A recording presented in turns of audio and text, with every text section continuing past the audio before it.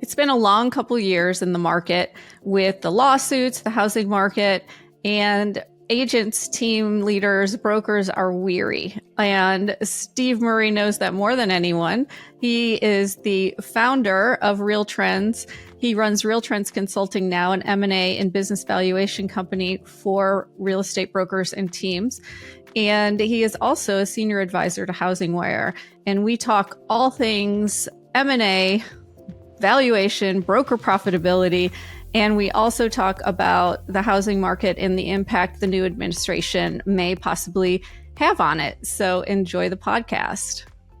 So Steve, welcome to the RealTrending podcast. Great to see you, Tracey. Nice to be with you. Yeah, it's always fun talking to you. You always have some great things to say, and we are going to talk about many different topics today on the podcast. So I want to start with one that you know best, and that is M&A and what is going on right now with M&A and real estate companies. When the market turned down 2.5 years ago, most of the national companies that had been very active departed. People like Berkshire Hathaway, Home Services, Anywhere, Peerage, Cairn, United Real Estate, many of those who had been leading the charge for years are on the sidelines as far as significant acquisitions at this time. The two who are left are Compass, as people know, have been still very aggressive, and Howard Hanna has also been doing. So what we've seen mainly is the activity is now at the local level between local brokerage companies. I'm working on 8 active assignments right now. They're all among local brokerage companies. So that's been the shift. That's been the big shift. There's still it's still an active market.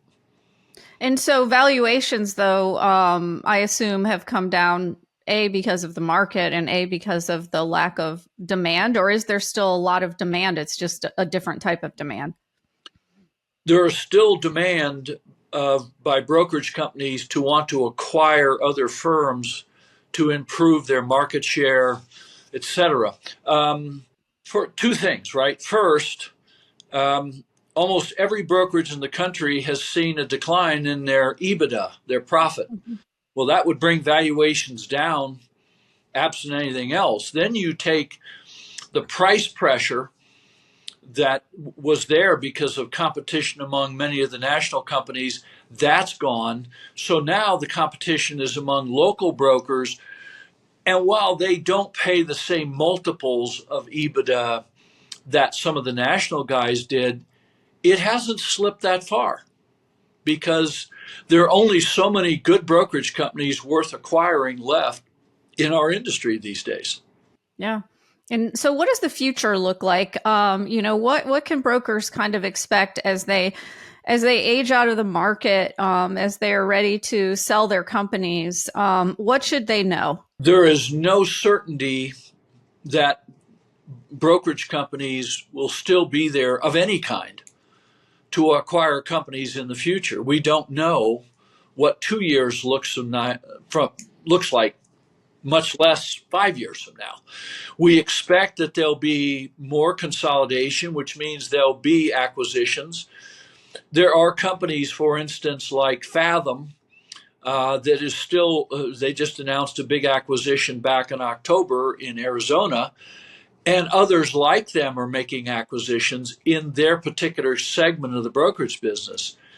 But people should just run their businesses to make as much income as they can while pursuing their own goals, and not try to gauge or build a company that you solely think I'm doing this so I can sell it.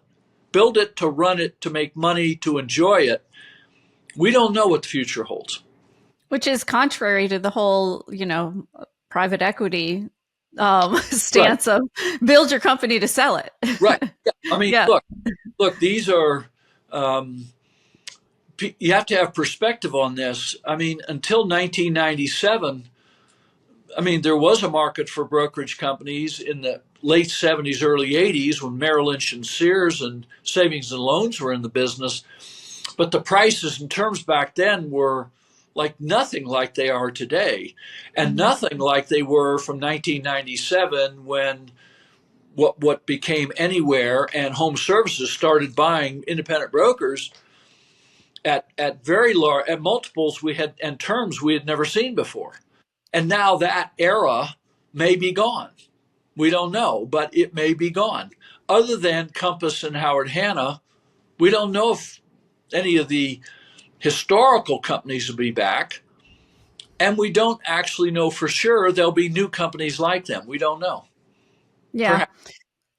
Well, what can brokers do? I mean, obviously, there's always been commission compression. Now, even more so with the settlements, we don't really know. We don't have a good look yet what kind of impact they've really had on buy side commission specifically. But we can have an idea. And it's very difficult for brokers to grow. There's a lot of competition out there. There aren't, every model is, similar in a lot of ways. What are some things that brokers can do right now to really prepare themselves for the coming market and excel? You're correct. We don't know for sure the long term implications of the legal settlement and change in MLS and commission policy. As you know, because we've worked on it, the initial data seems to show not a lot of change yet, but the key word there is yet. We just know no forecast for where we'll be a year or 2 years from now. What is compressing is the gross margin, the money that the brokerage has for its own expenses after agents have been paid. That has been on a downward slide for 40 years in our industry. And nationally, if you average all brokerage companies, the average is probably 10 to 11% now. And now there are business models that are lower than that, and there are those that are higher. But all of them have been coming down, all of them. So obviously, for brokerages that have some scale, being in mortgage, title, escrow, property casualty insurance, residential property management, related businesses are become important. For smaller firms, what you have to do is you really have to focus on the cost side. Now, every broker has to focus on the cost side, but small to medium firms that don't actually have access to the related service side of things, you've got to pay a lot of attention to your costs, and you've got to do what you can do to recruit good people and help them improve their careers. Training, coaching, mentoring. I mean, it's like I've said many times in the past, and it's still true today. This is not a complicated business. You have to recruit talent. You have to develop the talent. You have to spend less money than you have coming in. And the fact is, far too many brokerages do pretty well at the third one, managing their costs against revenues, but not doing that good of a job at recruiting and developing talent, because that is extremely hard work and takes a lot of skills. So it depends on what kind of brokerage you have.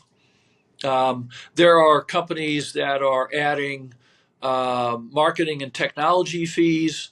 They're adding transaction fees, sometimes charged to the consumer, sometimes not. There's a bunch of things brokers can do to tweak to improve their profitability. And what do you think? Do you see any new models out there that are, coming around, or is there going to be a change in the model where a salaried model isn't so crazy anymore, or there these huge commission splits that are being offered will be, there'll be more. I guess the broker will have more power over the agent. Do you see that happening at all? No. How's that? I didn't think so, but just thought I'd ask. Over the last 5 years, the thing we've noticed that, and anybody who looks at the RealTrends verified data can see, the number and size of teams has grown in both cases. Both the number of them and their average size have grown. It turns out the most valuable thing a brokerage can do, if you watch teams, is if you can actually provide a flow of customer opportunities to your agents, Mm-hmm. then you can grow and you can be profitable. Period. There's no question. The teams have proven the most valuable commodity is not technology, marketing, facilities, brand name, or anything. Not that those aren't important. They're just not the most important. The most valuable teams have proven is if I can provide my agents with 40 to 80 opportunities a year that they can close 2/3 of them, and given the way they work, well, that's the most profitable brokerage model in the industry. Yeah, like a teamerage where they're providing Yeah, all the leads. Yeah. yeah, And yeah. what is so difficult for brokers? I know brokers who have tried, the lead gen, they've gone the lead gen way, they can't make it work. What is the secret to that? Why can teams make it work so much better than a brokerage? First of all, any medium large brokerage companies, if when they try to do that, they are now accused by their own agents of competing with those very same agents. That's a big hurdle. That's a huge hurdle for a large brokerage to get past, right? Um, the second thing is it requires a mindset shift where you are basically telling your agents, I'm paying for the marketing, the technology, your office space, your assistants, and providing you all the customer flow.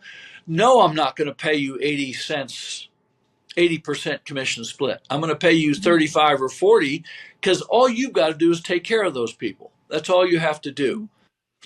That is a whole different mindset from a traditional, any kind of traditional brokerage company.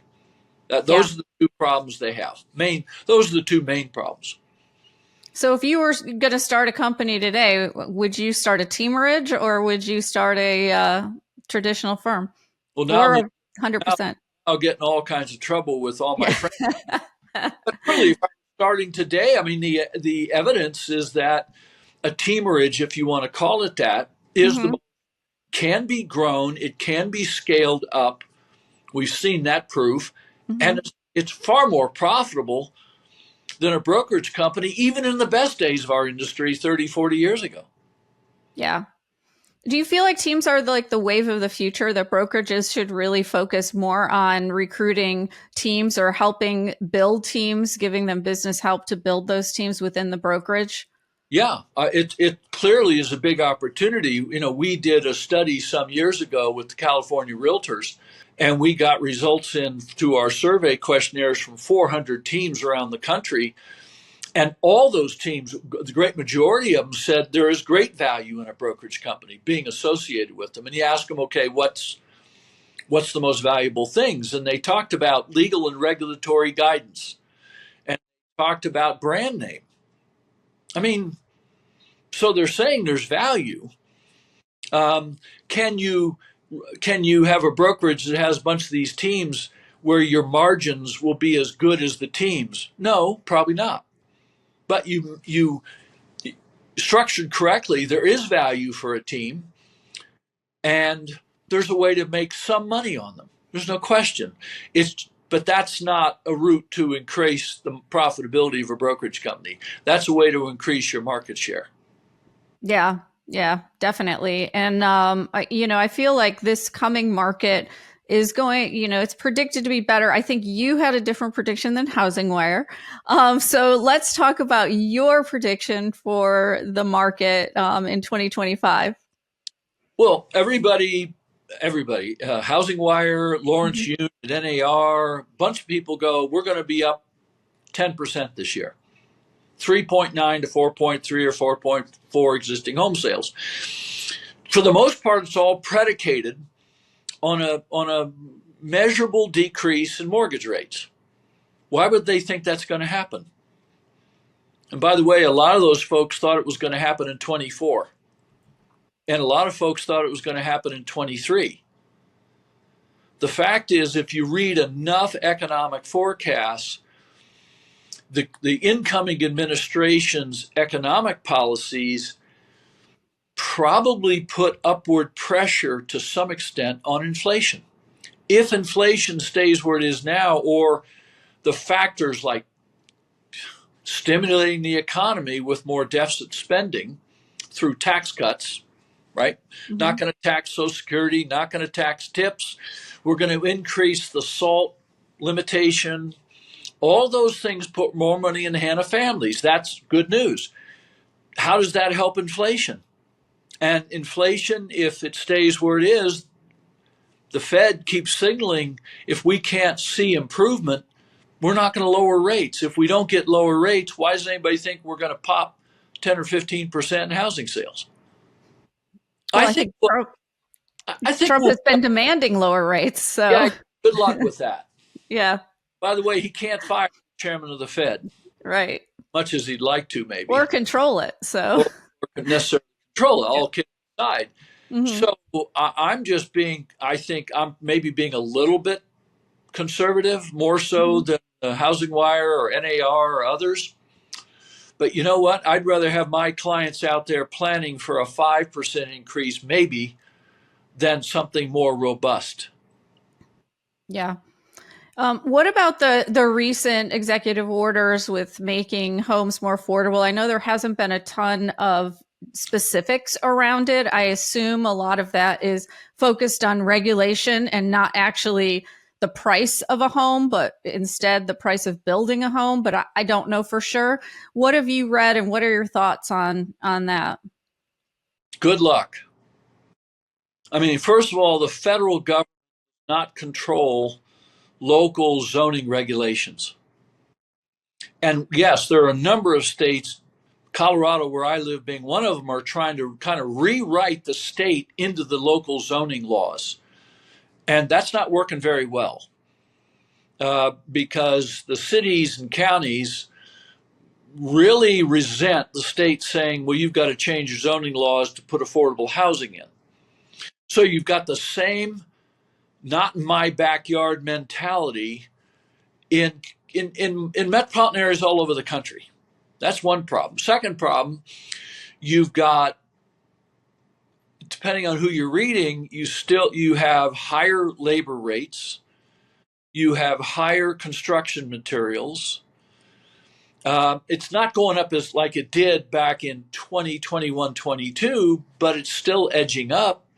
Timber, piping, sheetrock.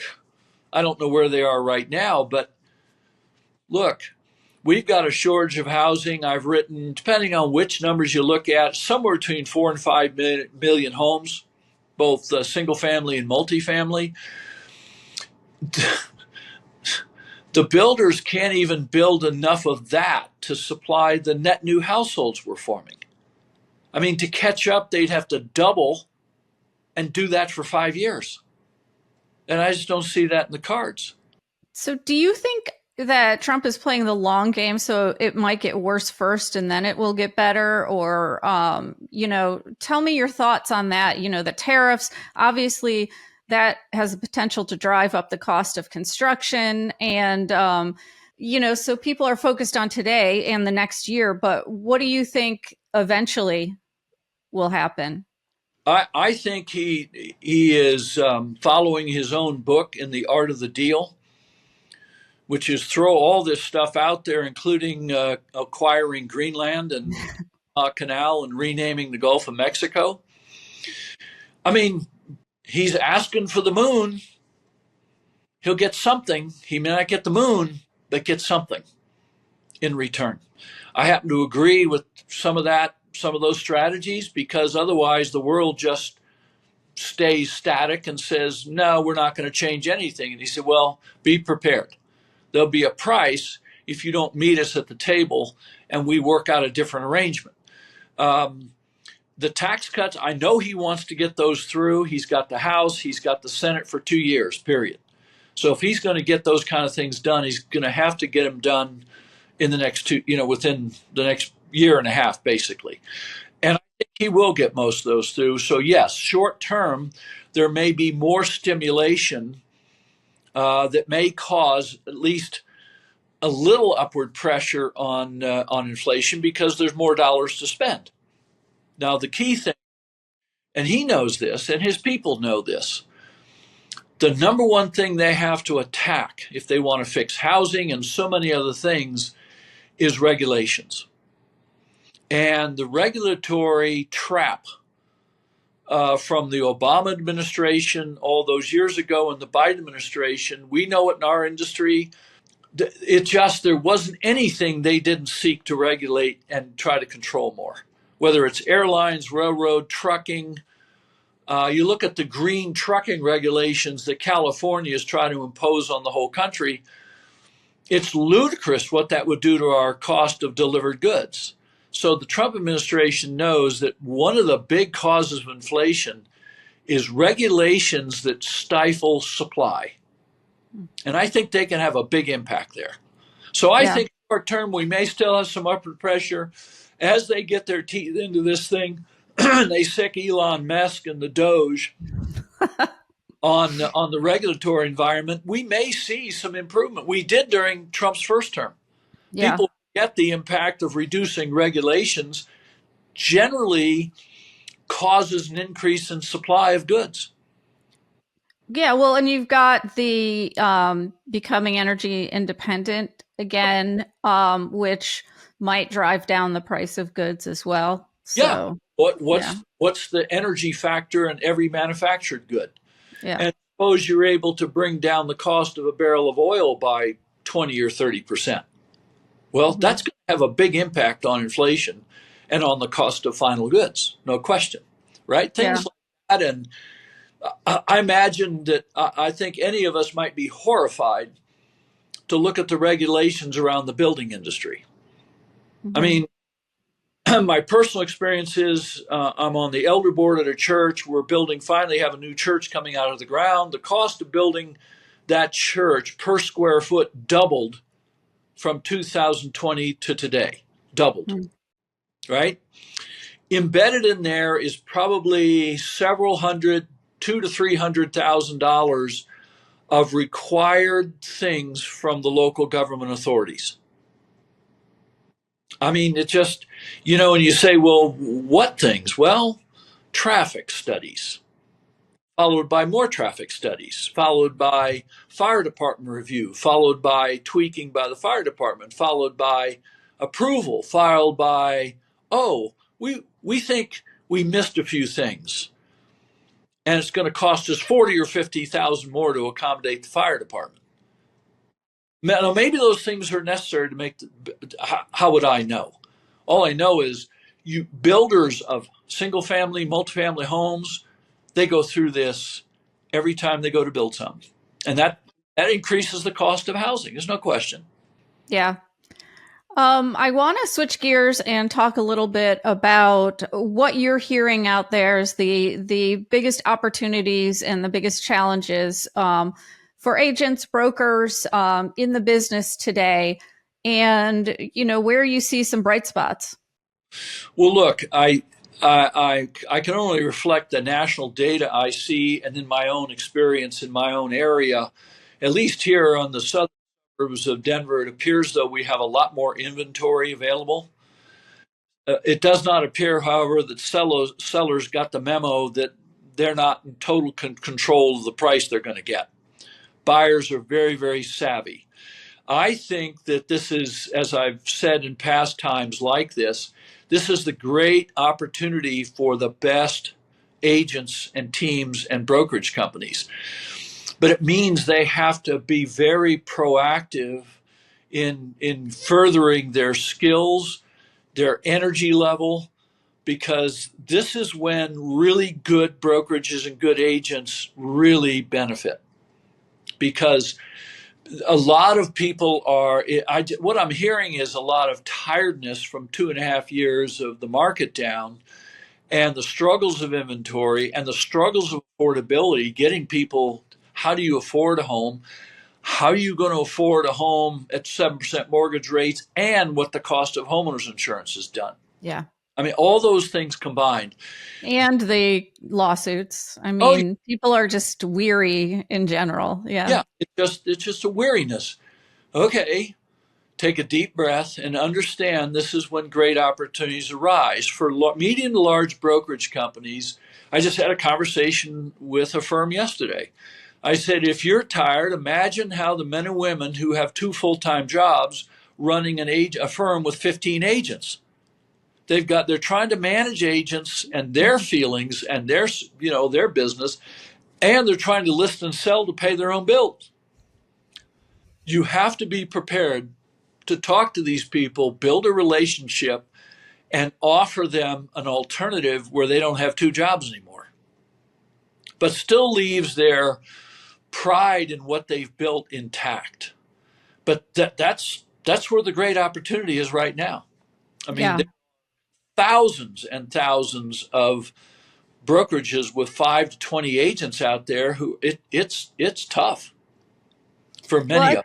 I But think there's a huge opportunity with AI too to create yep, efficiencies and cut costs in your brokerage, or even as an agent in what you're spending on marketing or social media as well. yeah, yeah. I mean, I'm no expert in that particular Mhm. area, but hey, here's the thing, Tracey. We for the last 30 years, the industry spent, I don't know, pick a number, 30 to 40 billion dollars on technology. And the best thing we got out of it was digital forms and signatures, right? Mhm. The fact is, this is still a relationship business. For agents and brokers, it's a relationship business. And yes, there's a segment of buyers and sellers that find an agent online. Okay, everybody knows that. But still, 2/3 of all consumers indicate they choose an agent because they know one or someone they know referred them. It's about a relationship, but does require agents to be very skilled at what actually is going on in the marketplace and how they're going to navigate putting a transaction together. That is not easy, right? So everybody keeps looking for a magic pill in technology. Now let's talk about AI. I am no expert at AI.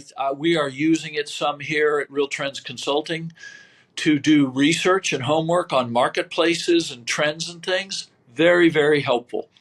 That's part of what an agent can use it for. What's really going on in the market? What are factors? Um, how else it will be deployed? I don't see it yet. Although I do think we'll see technology, AI evolve and become available, which allows an agent to search all available inventory, not just an MLS. They'll be able to find out, well, what are the FISBOs out there without having to go to a whole separate database. It'll just pull it, or new homes available, or foreclosures that are, all kinds of data. AI tools will probably evolve and become available in our industry to help agents do a much more deep dive into what's truly available out there. Yeah, absolutely. Yeah. Well, Steve, thank you so much for joining me today. You dropped a lot of wisdom on our audience, and I appreciate it. Well, we try to be helpful, don't we, Tracey? We do. Yeah. Have a great day. All right.